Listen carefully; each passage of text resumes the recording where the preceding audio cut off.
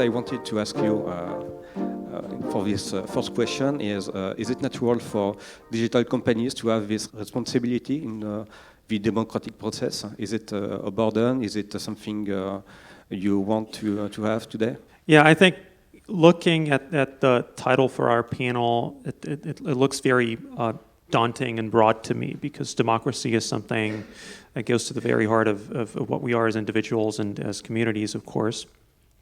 Usually I like to think of companies and the private side of things in fairly straightforward terms. I think, businesses are in a functioning democracy, in a functioning economy. They're just supposed to figure out what products, services they want to try to provide to consumers and businesses, try to do better than the competition, and if all goes well and it all abides by the rules established in democratic societies, that will be for the better good of society at large. Pretty much along the lines of what's good for General Motors is good for America, if you will, if I can summarize it that way, right? I think in this debate, we're looking at something different and much more that's being asked of companies that's not necessarily a natural fit, if you will, and that is, again, protecting democracies. This, to me, like you were saying, can include basically right now, and at least in the discussion as we see it currently, two sides. One is cybersecurity, if you will, in the pure technical sense, which is identifying cyber threats, malicious actors that are in and of themselves a threat to democracy and are trying to use technology to diminish our societies. And this is a relatively easier task to tackle, even though there are huge technological and organizational challenges to doing that.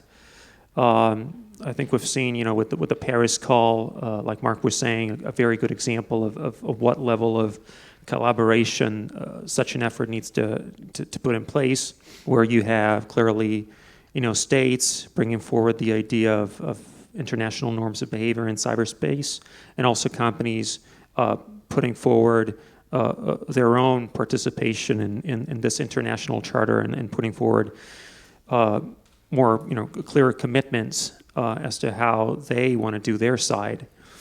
And then there's the other part of the debate, which to me is much more problematic, which is the debate about fake news, disinformation, misinformation, which is much more reflective of the complexity of social interaction, if you will, whereby someone's fake news is someone else's opinion, and they feel that they are simply entitled to have that opinion, irrespective of any evidence that you can come up with.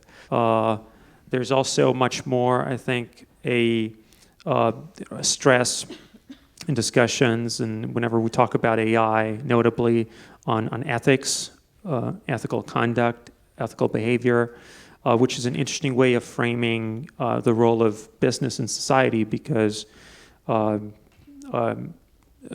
goes back to the idea of putting a non-natural frame to something that should be relatively neutral. I mean, business should be good or bad depending on the conditions of the market. I mean, people may think that a company is good for me, I'll use it. If it's not good, I'll reject it. The only proviso to that is clearly that everything the business does must fall within the bounds of legality, right?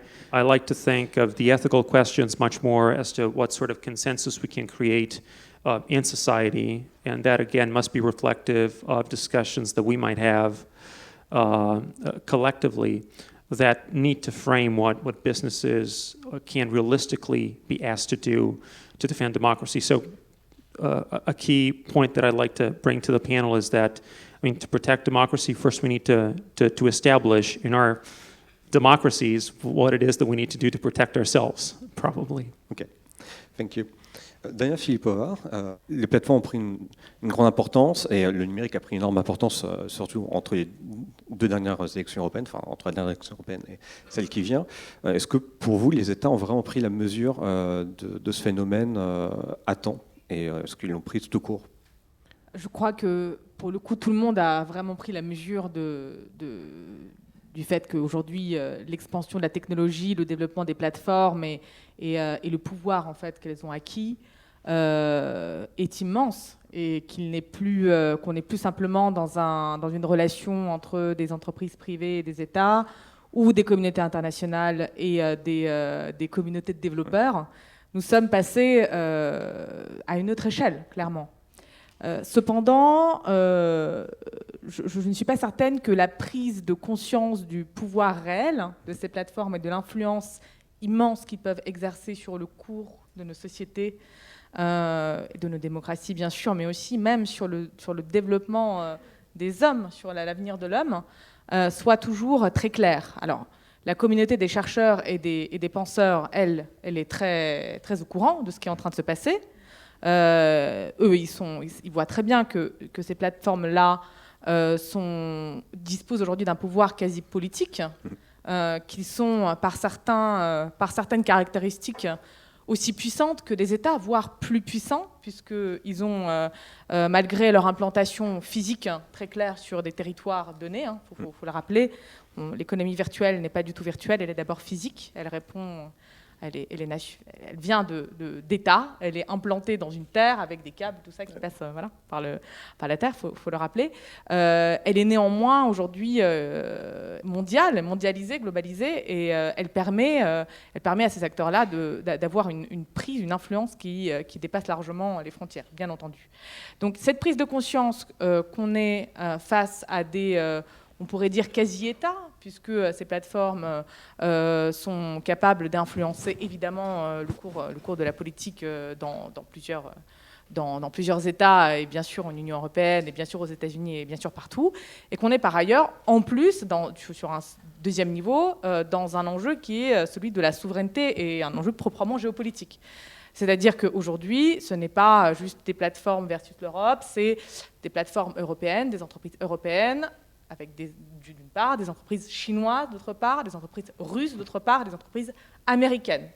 Donc, chacun de ces pays veut poursuivre une politique géostratégique qui s'appuie sur la puissance technologique. Et donc là, nous sommes non seulement dans une question, sur un champ technologique, nous sommes proprement dans un débat de nature géopolitique, un débat quasiment impérialiste. Récemment, par exemple, la Russie a déclaré son intention de se doter d'un réseau qui soit autonome par rapport au reste du monde. On a des raisons de penser que c'est évidemment le cas en Chine et que les États-Unis font bien sûr des tests similaires. Je pense que ça pose bien en fait la perspective dans laquelle on est, celle d'un potentiel affrontement au niveau mondial où la technologie, comme elle l'a toujours fait, va jouer un rôle primordial.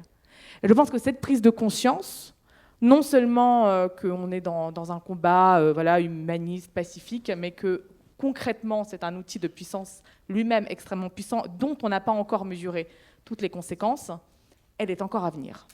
André Gattelin, ce que je voulais vous demander, c'était avec la montée du nationalisme ces dernières années, est-ce qu'on peut vraiment avoir une cohésion européenne en matière de cyberdéfense et de défense de la démocratie dans le numérique, et surtout, est-ce qu'on peut compter sur nos alliés en dehors de l'Europe sur ces sujets ? Oui, alors peut-être avant de répondre à cette question, j'aimerais bien rebondir sur la question de la prise de conscience. Allez-y. Parce qu'aujourd'hui, il y a enfin une prise de conscience politique, j'entends au niveau des politiques, des cyber-risques qu'encourent aujourd'hui nos sociétés. C'est vraiment quelque chose d'assez récent. Moi, je me rappelle, j'ai été élu sénateur en 2011, quand dès 2012-2013, à la Commission des affaires européennes, qui traite beaucoup de ces questions-là, j'ai commencé à parler de cybersécurité ou d'intelligence artificielle. On me regardait comme un martien ou comme quelqu'un qui était complètement déconnecté des réalités. Il faut bien comprendre comment, en Europe, mais en France, s'est construite cette prise de conscience. La prise de conscience, elle était à plusieurs niveaux. Au milieu des années 2010, d'abord, il y a eu les attentats de Paris, début 2015, l'attaque de Charlie Hebdo, derrière des cyberattaques sur des médias, Il se trouve que moi, j'étais assez proche des gens qui faisaient la cybersécurité, une société de mon département qui s'appelle Sifaris, et donc qui aidait gratuitement Charlie Hebdo à se défendre des attaques. Et à la suite, des attaques qui étaient perpétrées d'ailleurs contre Charlie Hebdo, pour entrer dans le système, il n'y avait pas de site, mais pour essayer de capter les adresses des fiches de paye des journalistes, pour essayer de les menacer ou de les éliminer, on s'est amusé à faire des tests auprès d'un certain nombre de médias. Et je le dis 3 semaines avant l'attaque de TV5 Monde, attaque gravissime, qui n'est pas un déni d'accès, c'est vraiment une attaque où on entre dans le système. J'ai prévenu les autorités que le système de TV5 Monde était faible, qu'il était extrêmement fragile. Et à ce moment-là, on a commencé à prendre conscience d'une chose extrêmement importante, c'est que toutes les règles que nous avions accumulées depuis la fin du XIXe siècle pour protéger la liberté d'expression, la liberté du journalisme, la liberté d'information, pouvaient être battues en brèche par une censure imposée de l'extérieur.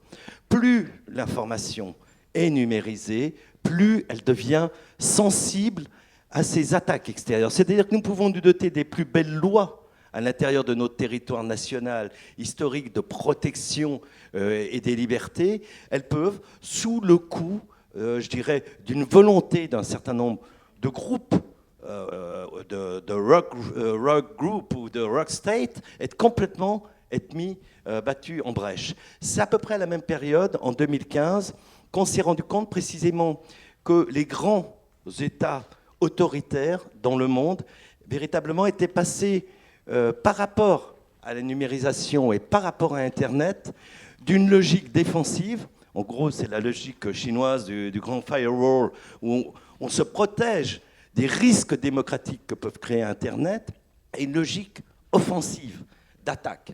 Je le dis parce qu'aujourd'hui, on regarde avec l'affaire Huawei un peu plus près l'importance et l'influence de la Chine. On s'en inquiète en Europe, c'est déjà fait d'ailleurs dans les pays africains, puisque tous les grands réseaux de téléphonie, la Chine arrive, notamment à Huawei, pratiquement gratuitement pour imposer ses réseaux, mais pour construire, alors avec des logiques de maintenance qui font que, quelles que soient les sécurités qui peuvent être mises dans les réseaux Huawei, si la technologie est lourde et que la maintenance et le suivi est assuré par une entreprise qui fait allégeance à l'État chinois, qui peut lui demander ce qu'elle veut, quand elle veut, ça pose un véritable problème.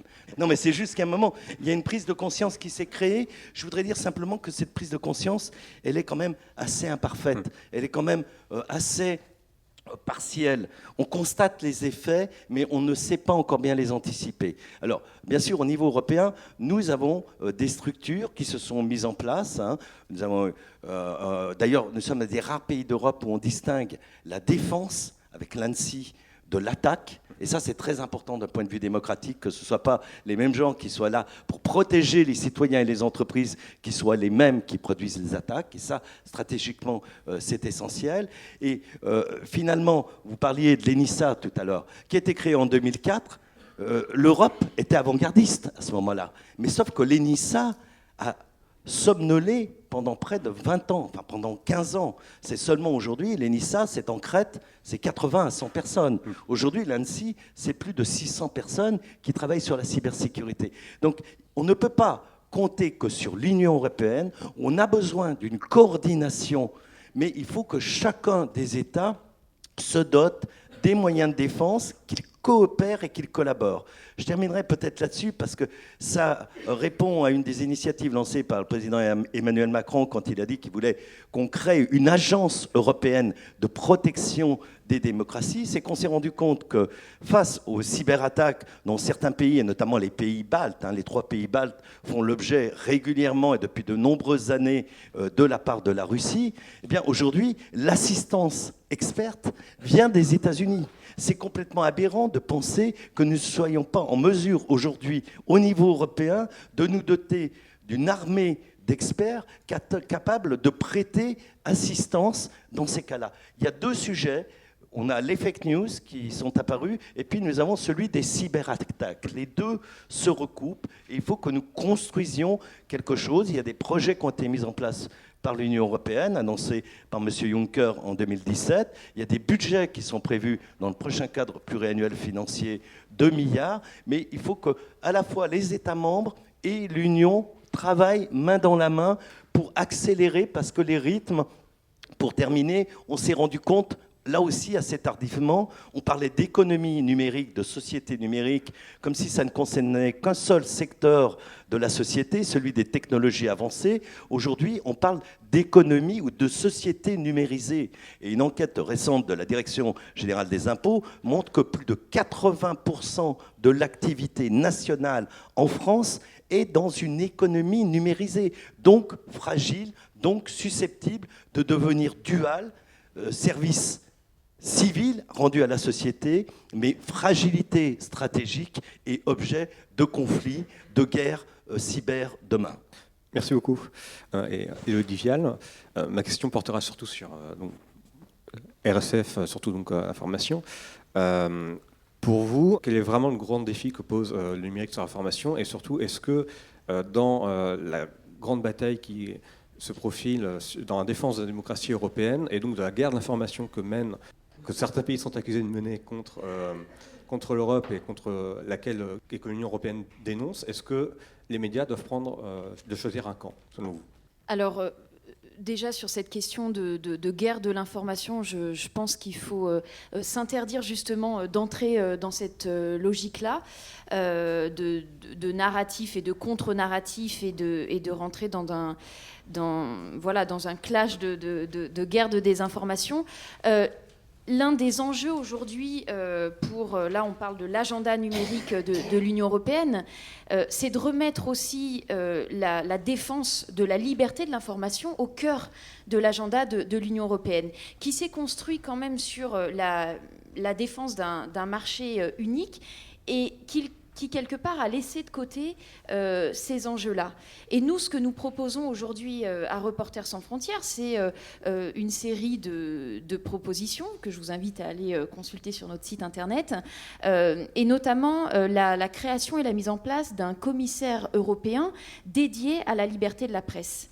Pourquoi ? Parce que aujourd'hui, ces questions-là ne sont pas finalement suffisamment au cœur des enjeux de l'Union européenne, alors même qu'on assassine des journalistes au sein même de l'Union européenne. Daphne Caruana Galizia, il y a 18 mois, sa voiture a explosé sous les yeux de son fils. Ça se passe au sein de l'Union européenne, à 2 pas de chez nous, à Malte. De même, le journaliste Jan Kuciak, qui a été assassiné d'une balle, sa fiancée d'une balle dans la tête également, c'est en Slovaquie, c'est au sein même de l'Union européenne. Là, on n'est pas en train de parler des régimes autoritaires auxquels on est un petit peu plus habitué à Reporters sans frontières. Ça se passe chez nous, dans des États démocratiques. Donc ça, c'est une réalité, une violence très physique. Nous, on se bat également contre ce que nous appelons à Reporters sans frontières les prisons invisibles et toutes ces guerres de... Alors, non, je ne vais pas employer cette expression, mais c'est cette désinformation. Alors, ces cyberattaques qui peuvent être sur des sites, hein, c'est-à-dire qu'on lance des attaques DDoS sur des sites internet de médias pour les censurer. Donc c'est ce qu'on se constate dans de nombreux pays. Également, c'est une manière en fait de faire taire tout simplement l'information indépendante, c'est de la censure. Et ce que nous constatons depuis quelques années, c'est que cette censure numérique, elle passe aussi par une censure par la production massive de fausses informations, de propagande en ligne. Et ça se passe en 2 temps. D'abord, on produit toute cette propagande. Voilà, donc on a des armées de trolls et les journalistes d'investigation qui mènent des enquêtes là-dessus sont d'ailleurs particulièrement pris pour cible. C'est quelque chose qui est important à signaler. Et deuxièmement, eh bien, on fait taire les journalistes en les intimidant, en les harcelant en ligne. Aujourd'hui, une femme journaliste sur 3 envisage de quitter le métier du fait des attaques qu'elle subit en ligne. Donc on voit bien à quel point le numérique est en train de se retourner contre la liberté d'information. La liberté d'expression est en train d'être utilisée contre la liberté d'information. Donc on est très content, Reporters sans frontières, que les dirigeants européens enfin prennent la mesure, ce que disait Diana, du fait que ces plateformes, elles sont importantes et de véritables acteurs politiques. le fait est que quand ils prennent cette mesure, du coup, la tentation est forte de dire bon, bah, on ferme le robinet, on ferme tout, un peu comme encore comme on le voit dans de nombreux régimes. Et ce qui nous inquiète particulièrement, c'est qu'aujourd'hui, ceux qui donnent le la des lois numériques en Europe, ce sont les Allemands avec leur Network Enforcement Act, qui a pour conséquence en fait de déléguer en quelque sorte aux plateformes, qui sont des acteurs privés américains, le pouvoir de décider de ce qui est vrai ou pas. Donc c'est Mark Zuckerberg qui va pouvoir dire ce qui est vrai ou non en 24 heures, hein, donc on a très peu de temps pour décider. Sinon on s'expose à des amendes absolument records. Donc qu'est-ce qui se passe ? Eh bien on censure à l'extrême le contenu et donc on provoque un peu l'inverse peut-être de ce qu'on veut faire. Donc ces législations aujourd'hui, elles sont contre-productives. Elles provoquent une censure. Les plateformes, pour éviter de payer des amendes records, et c'est ce que nous avons pu observer, nous, en Allemagne, et c'est ce que nous avons dit également aux Français et à d'autres qui cherchent à dupliquer cette loi ici, eh bien, ça peut aboutir à des cas de censure. Donc voilà, effectivement... nous, ce que nous voulons, c'est remettre la liberté de l'information avec la conscience, et c'est vrai que ce n'est pas évident, d'un juste équilibre entre défense de la liberté d'expression et lutte contre le contenu haineux et les guerres de désinformation. Merci beaucoup. Je reprends ma question de tout à l'heure pour la relancer sur la montée des nationalismes et la possibilité vraiment d'une stratégie européenne, une cohésion européenne sur la défense de la démocratie dans le numérique. Est-ce que pour vous, on peut vraiment arriver à un effort européen sur des sujets qui sont aussi nationaux? Well, I think we're at the beginning of a process, effectively. If you think in a situation before the Network and Information Security Directive just came into force, effectively, there was literally nothing you could say at European level to tackle cybersecurity issues. So we're really at the beginning of a process that I think will last for a while, and it goes to the core of hard questions for member states, and that is how much sovereignty do they want to share at European level to look at these issues collectively, and how much needs to stay within the confines of each own member state's expertise and jurisdiction.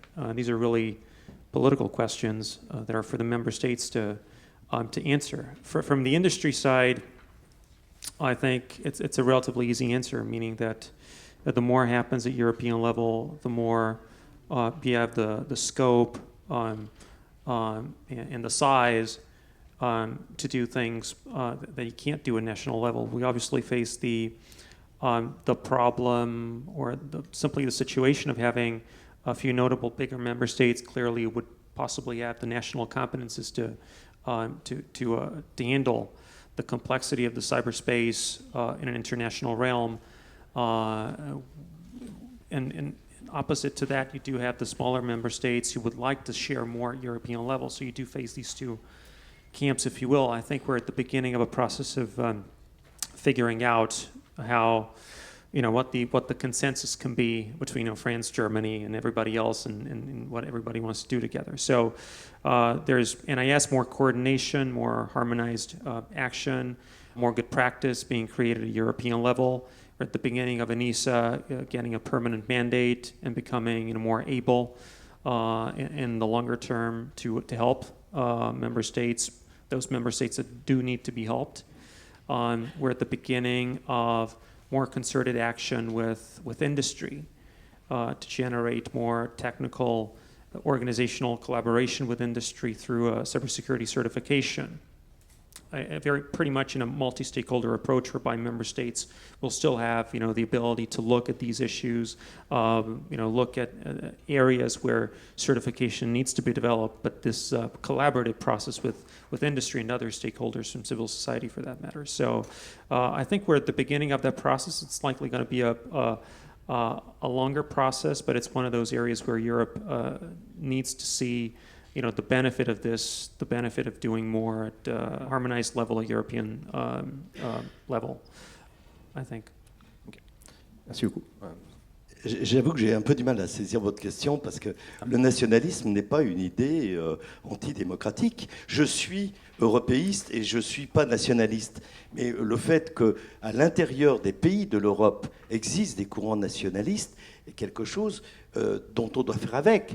La question, c'est celle des ingérences extérieures à l'Europe. Mais chaque pays peut exprimer, même les pays les plus nationalistes comme la Pologne, sollicitent compris l'Union européenne, pour la défendre éventuellement de soi-disant ou réelles agressions ou intrusions de la part de la Russie.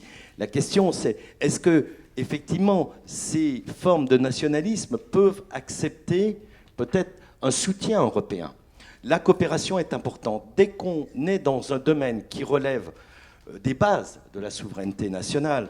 On le voit sur la justice, on le voit sur la police. Nous avons 2 agences européennes, nous avons Eurojust et Europol. Ça ne fonctionne que par la volonté et la capacité, quoi que veuille faire l'Union européenne dans laquelle les choses sont intégrées, de la volonté des pays, des différents États membres de coopérer ensemble. Idem pour la justice. Donc je dis, ça c'est de l'apprentissage des cultures. On a déjà beaucoup de mal à faire coopérer parfois la police et la gendarmerie en France, donc c'est parfois difficile de faire opérer. Donc la question, oui, si nous sommes capables de mettre la coopération à 2 niveaux. Bien sûr, un niveau européen global qui permet d'alerter, de surveiller, de coordonner, éventuellement d'établir des règles communes. Et puis ensuite, la coopération d'État à État. Je peux avoir envie d'avoir le soutien de l'Allemagne en cas de crise et pas nécessairement de l'Italie, parce que sur ce sujet donné, nous avons un différent historique. C'est ces 2 niveaux, en tous les cas, qu'il faut trouver, parce que c'est vrai que seuls les États n'ont pas les capacités. Vous avez évoqué tout à l'heure un terme que j'utilise depuis longtemps, qui est celui de quasi-État. Mais les quasi-États, ce n'est pas seulement les grands groupes de l'Internet. On peut dire que l'État islamique, d'ailleurs, est considéré comme un quasi-État, c'est-à-dire qu'il n'a pas de dimension territoriale, mais il a son organisation, son action, ses moyens de contrôle et ses moyens même d'intervention. Eh bien, les États traditionnels doivent, dans ce monde transnational traversé par des nouvelles formes, trouver le moyen d'abord de discuter quand c'est possible. Les grands groupes Internet ne sont pas des terroristes.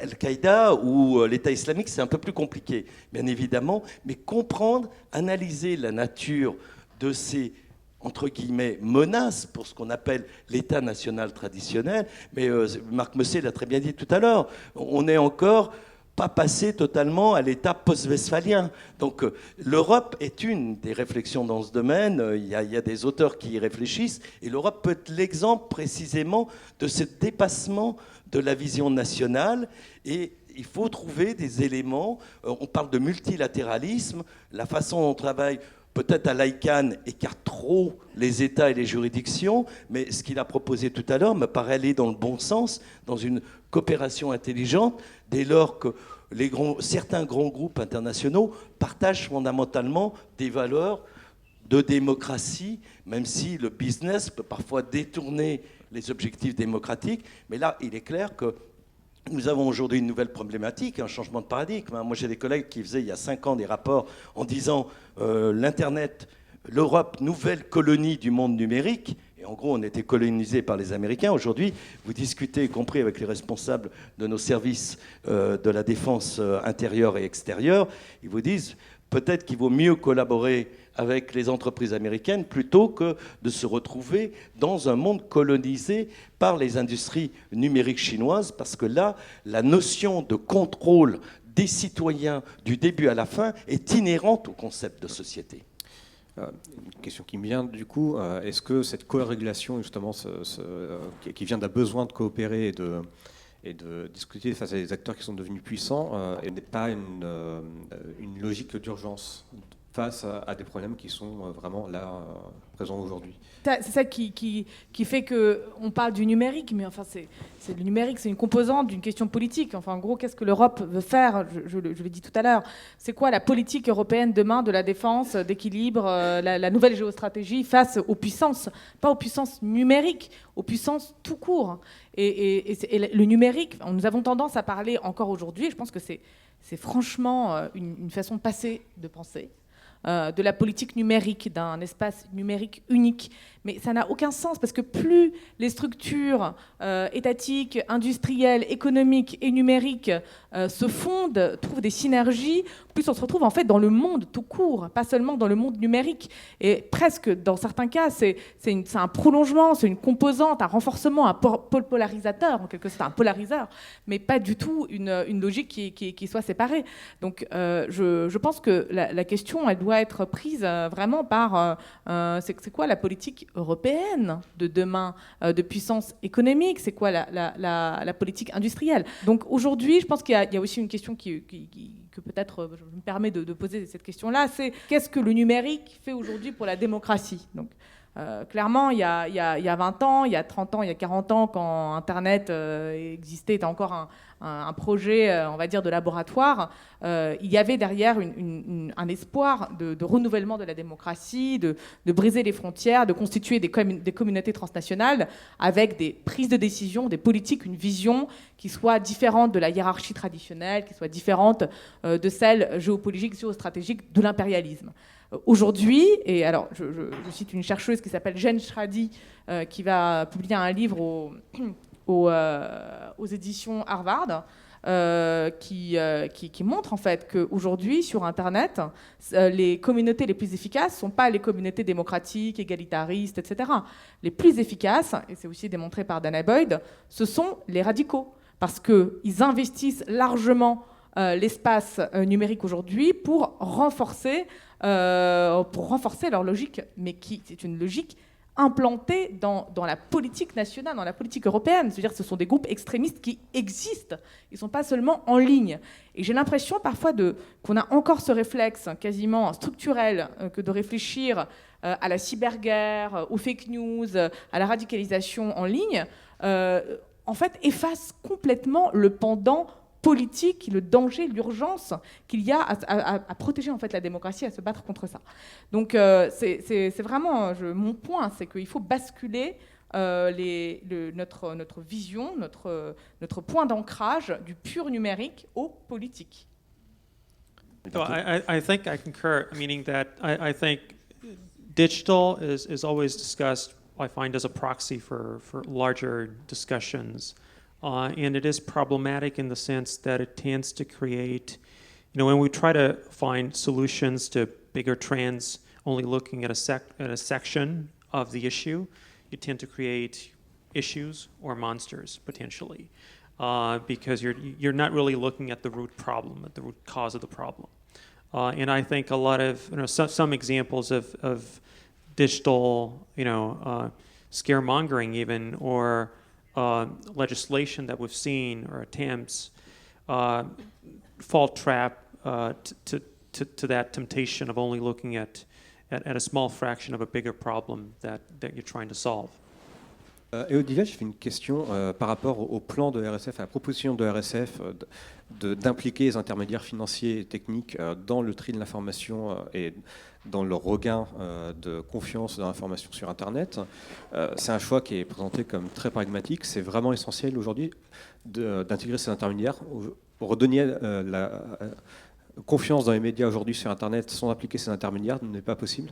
Oui, ce qu'on voit bien, l'enjeu ici, c'est on n'est pas seulement sur une question numérique, on est sur une question globale de quelle nouvelle garantie est-ce qu'on peut mettre en place pour protéger le nouvel espace public dans lequel on vit, qui est un espace public numérique et qui est aujourd'hui dessiné, qui est organisé par des architectes qui sont les plateformes comme Facebook notamment et Google.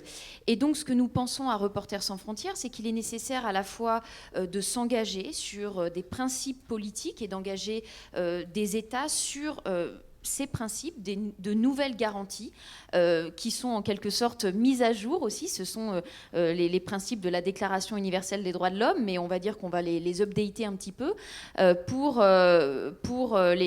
faire en sorte d'impliquer les États dans un processus démocratique. Donc c'est ce qu'on a lancé. Nous avons lancé une déclaration internationale sur l'information et la démocratie qui a été rédigée par une commission indépendante de 25 personnalités, dont de nombreux prix Nobel, de 18 nationalités. Et l'idée aujourd'hui, c'est d'impliquer les États. Donc nous avons reçu à ce jour le soutien d'une douzaine de chefs d'État. Ce que l'on veut, c'est mettre en place un processus intergouvernemental et quelque part donner aux États démocratiques les moyens de réagir avec la société civile en impliquant effectivement les plateformes. Ça, c'est plutôt, je dirais, au niveau politique.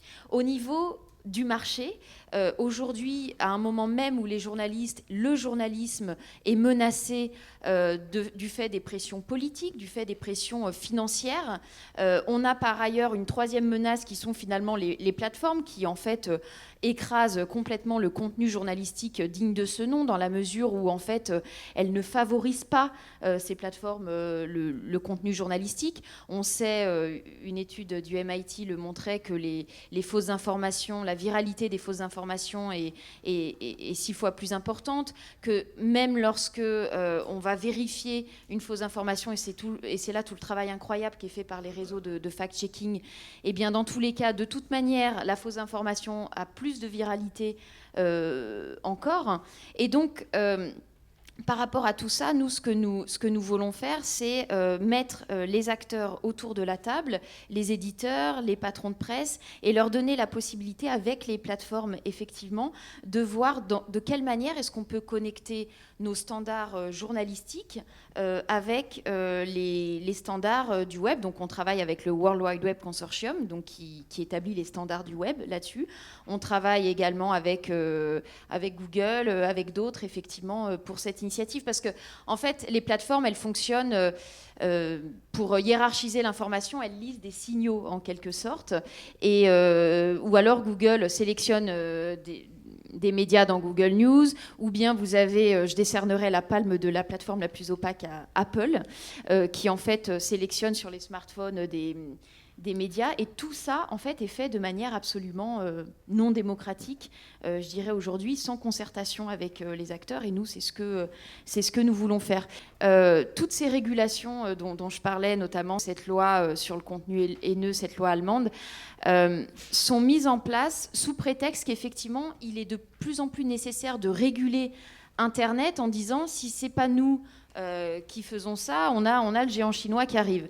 On est bien au courant à Reporters sans frontières, on vient de sortir un rapport sur la Chine et la manière dont la Chine est en train de construire un modèle médiatique censuré, avec une répression des journalistes, et est en train d'exporter ce modèle. C'est-à-dire que des journalistes à l'étranger sont, en dehors des frontières chinoises, sont même menacés, censurés, et donc on sait à quel point c'est extrêmement grave. Est-ce que ça veut pour autant dire qu'on veut aboutir à un modèle d'Internet complètement contraire finalement à ce qu'est le web tel qu'il a été fondé il y a une trentaine d'années, et à une balkanisation de l'Internet? Je pense que c'est effectivement aussi un débat pour l'Europe, et c'est un débat aussi qu'on veut porter à travers nos initiatives. Ouais. Merci beaucoup. On va prendre les questions du public. Il est évidemment très facile de nous attaquer parce que nous sommes tous enfermés dans un système clos. Nous avons Internet et nous avons le dollar. On en a retiré un principe d'extraterritorialité lorsque deux pays se sont servis non seulement du service postal, mais d'Internet, ou quand ils ont fait leur contrat en dollars, ou bien ces deux systèmes doivent être élargis à un système mondial, mais il n'est pas possible. Il faudrait une monnaie indépendante de tout pays et un Internet, ou bien Internet soit élargi, mais de se trouver maintenant face à la Chine qui veut aussi de son côté faire la même chose. Nos banques, BNP et Société Générale, ont été sanctionnées par des milliards de dollars pour ce principe d'extraterritorialité. Donc, il faudrait donc une monnaie indépendante de tout pays et un système informatique aussi au-dessus de tous les pays et pas créer encore de nouveaux pôles et plateformes à travers le monde. J'avais une question par rapport justement à la directive en question en Allemagne qui s'appelle NetzDG, je ne me rappelle plus du nom français. Le grand problème qu'on a, c'est que pour l'instant, on n'a pas encore eu vraiment d'évaluation, donc on ne sait pas exactement si ça a eu un effet de censure, peut-être que vous pouvez en dire plus. Le grand problème qu'on a, c'est qu'on n'a pas de solution meilleure pour l'instant. On ne sait pas comment faire, et je pense que c'est un gros problème aussi des hommes et des femmes politiques en Allemagne. Premièrement, il y a un manque d'éducation au numérique, donc ils ne savent pas faire. On l'a vu aussi en Amérique, c'est la même chose en Allemagne. Tous les partis ont des associations qui s'occupent du numérique. Elles ne sont pas très fortes au sein des partis, et souvent elles ont même la même position en Allemagne. Donc il y a vraiment une coalition, une grande coalition avec les Verts, les sociodémocrates, les conservateurs, les libéraux, qui défendent souvent la même position, mais ils ont vraiment des problèmes au sein du parti de défendre leur position, qui est une position d'expert dans le numérique. Donc ma question, ça serait un peu de demander quelles seraient les possibilités de trouver des solutions qui sont meilleures que ce qu'on a réussi à faire en Allemagne. Moi, je voudrais rajouter une question. J'ai regardé plusieurs études scientifiques récentes et académiques sur la question des fausses informations et de la polarisation. Les résultats scientifiques sont quand même très nuancés sur l'effet des histoires de polarisation, notamment sur Twitter. Et sur la question des fake news, c'est encore plus problématique, parce que les résultats académiques démontrent que ça ne convainc que les gens qui sont déjà convaincus, et que ça a des effets très limités, et que ça ne concerne qu'une partie de l'électorat. Et que donc, la question, pour rejoindre un peu ce que Diana Filipova expliquait, c'est est-ce qu'on n'utilise pas le numérique, et on ne l'instrumentalise pas, pour avoir derrière un agenda politique qui est complètement différent, et que finalement, quand on essaye d'observer de façon rigoureuse et scientifique ces questions, on a quand même souvent du mal à démontrer ce qu'on tient dans le discours public. Deux questions très courtes pour André Gattolin et Élodie Vial. Alors, vous avez parlé de l'ANSSI qui est à 600 personnes actuellement, qui passera sans doute à 750 personnes. La solution nationale pour la sécurité européenne est une chose peut-être intéressante parce qu'il n'y a pas encore d'agence de sécurité ayant ces moyens-là au niveau européen. Mais faire reposer la sécurité européenne sur des nations, aussi brillantes soient-elles, est un peu fragile. On a évidemment M. Orban, M. Babis, etc. S'ils doivent traiter de l'information, des informations européennes, sont des filtres très dangereux pour leur population. Ça, c'est la question à M. Gattolin. Et pour Mme Élodie Vial, en fait, on est toujours renvoyé au même problème qui est soit le choix du modèle américain, soit le modèle chinois. Voilà. Alors évidemment, on préfère le modèle américain. Mais en fait, on a un souci, c'est que les journalistes, les médias en général, n'ont pas envie de se rassembler vraiment. Alors ils font des groupements, des fois pour dénoncer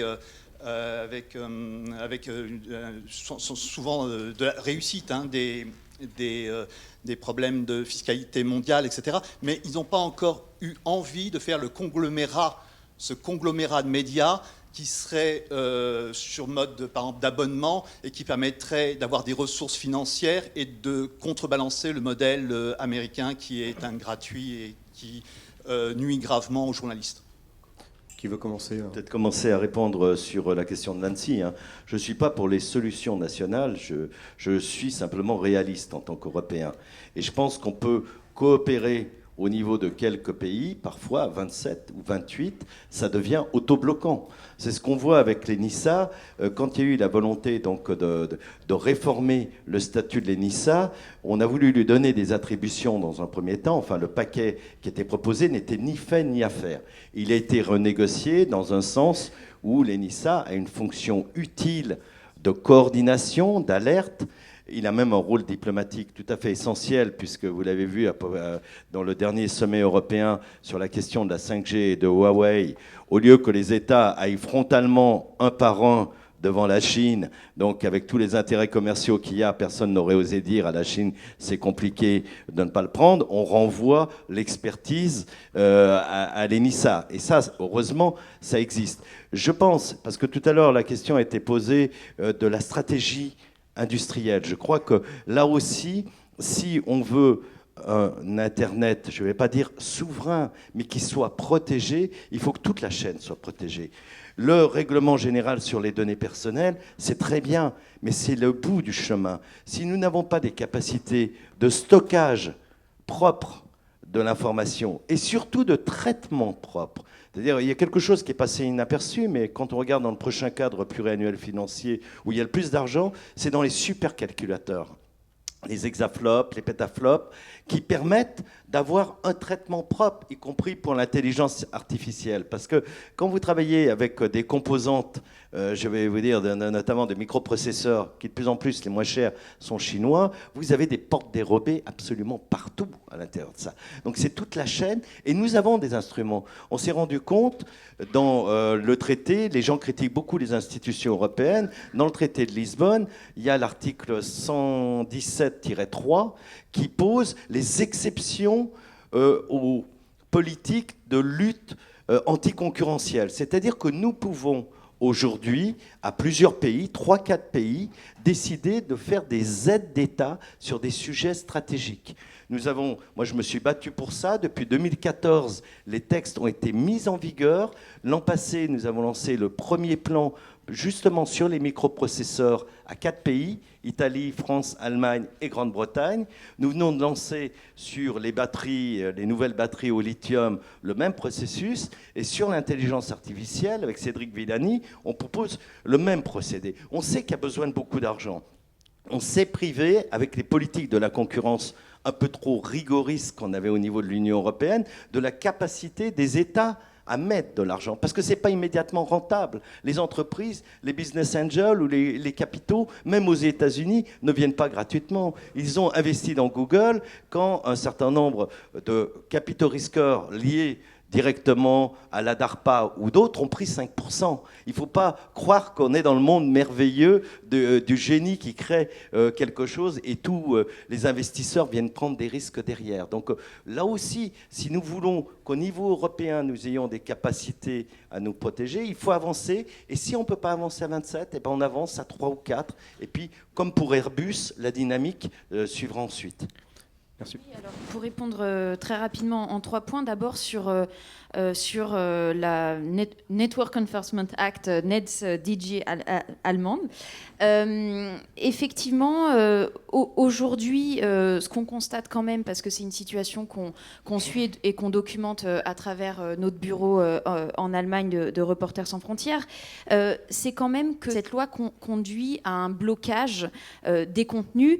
Et pour échapper aux amendes, les plateformes en fait utilisent les standards de la communauté. Donc on arrive à un moment où les standards de la communauté finalement prennent le pas sur la loi, prennent le pas sur le droit international en toute opacité. Et donc ce sont effectivement, pour ça on utilise les algorithmes, l'intelligence artificielle pour aller filtrer en amont le contenu qui pourrait être jugé litigieux. C'est effectivement une situation qu'on est en train de documenter parce qu'on voit qu'il y a plein de zones grises en fait entre le contenu qui est répréhensible par la loi et puis le contenu répréhensible par les standards de la communauté. Et voilà, là on a tout un contenu qui est finalement censuré par les plateformes qui veulent évidemment éviter les amendes records qui ont été fixées par les législateurs.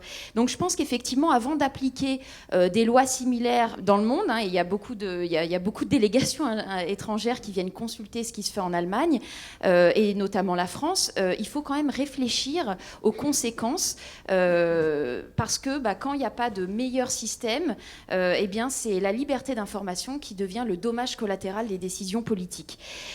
Deuxièmement, sur les fake news et l'impact réel des fake news, c'est vrai que la plupart... D'ailleurs, je ne veux pas employer cette expression, donc l'impact des fausses informations, parce qu'aujourd'hui, c'est une expression qui est beaucoup utilisée par les prédateurs de la liberté de la presse pour justifier justement l'incarcération, la répression des journalistes. Donc, l'impact des fausses informations, même si les gens qui les partagent savent qu'elles sont fausses, in fine, on arrive à une situation où il y a une sorte de chaos informationnel, et c'est bien là l'objectif de ceux qui produisent et diffusent ces informations. L'objectif n'est pas nécessairement qu'on les croie, mais d'arriver à l'état dans lequel on est aujourd'hui, où finalement, il est de plus en plus difficile d'établir la fiabilité d'une source. Et c'est bien là-dessus que nous essayons de travailler à Reporters sans frontières, et j'en viens à mon troisième point pour répondre à votre question sur est-ce qu'il ne serait pas temps que les journalistes se mettent tous ensemble autour de la table. Eh bien si, nous pensons que l'autorégulation, qui est un mot qui fait peur parfois, est le meilleur moyen pour les médias, pour la presse, justement d'échapper aux tentations liberticides. Et ce que nous cherchons à faire, et ce que nous faisons actuellement, c'est la Journalism Trust Initiative. Voilà, je redonne... merci beaucoup, hein, je faites ma pub. Et donc, c'est vraiment, nous avons... voilà, je vous disais, plus d'une centaine d'acteurs. Il y a beaucoup de médias, il y a la BBC, il y a Radio-Canada, il y a le CSA, il y a le régulateur italien également, des agences de presse. Et l'idée, c'est vraiment de dire, on va dire tous ensemble que ça, ce sont les critères et les valeurs et les critères éthiques que nous, les médias, les journalistes, nous voulons défendre, et pour ensuite aller les imposer dans les lieux où se décide justement la gouvernance mondiale de l'Internet, et aller proposer ça aussi aux États. Je vous donne juste un exemple de l'application aussi que cette initiative peut avoir. Là, on est en train de discuter avec le Canada, par exemple, de la manière dont le système d'aide à la presse locale pourrait être alloué sur la base, en fait, de ces indicateurs. Voilà. Donc, parce que les conseils de presse, effectivement, c'est très bien pour les journalistes parce que c'est des choses qui sont discutées également. Mais tout l'enjeu aujourd'hui, c'est comment est-ce qu'on connecte toutes ces discussions qu'on a sur l'éthique, la déontologie, etc., pour la défense de l'information et de l'espace public numérique. Comment est-ce qu'on connecte ça aux standards du web et on leur donne une réalité technologique. Donc c'est ce que nous essayons de faire, oui. Et donc je soutiens complètement, mais quand on regarde les standards que vous proposez, finalement, ce sont les standards qu'on a créés dans OSNJ ou dans les chartes de journalisme, dans l'immédiate première guerre. Ça veut dire qu'on a une dégradation ces 10, 15 dernières années de la pratique journalistique, l'absence de double vérification, de temporisation, de contrôle des sources et d'expression des sources, qui est quand même dramatique. On est dans un contexte où je réponds juste du coup, où les journalistes font face à des pressions politiques, à des pressions financières. Il y a effectivement une très grande précarité du métier. Et nous, ce que nous disons, et nous l'avons toujours dit à RSF, c'est que sans indépendance financière, il n'y a pas d'indépendance journalistique. Et que le journalisme, c'est quand même, et la liberté d'information, c'est quand même celle qui permet de vérifier l'existence de toutes les autres. Donc c'est évidemment une problématique de premier ordre pour nos démocraties. Alberto? Yeah, no, I think in the back of my mind, I always go back to the fact that I think, actually we're talking about something else. And the fact, whenever you talk about digital, you end up talking about geopolitical issues, and you always think about Europe versus Russia, the US, China. I think, ultimately it just proves that you're looking at digital as just, a manifestation of deeper issues. And I think, something that we fail to do in Europe is do less of comparative politics when we talk about these issues and more of self-reflection as to, do we have the right rules in place to let European companies make money and grow in Europe and beyond Europe, which is a fundamental question that we don't like to pose ourselves. We like to think of this question more in reflective terms. We need to protect ourselves against someone else.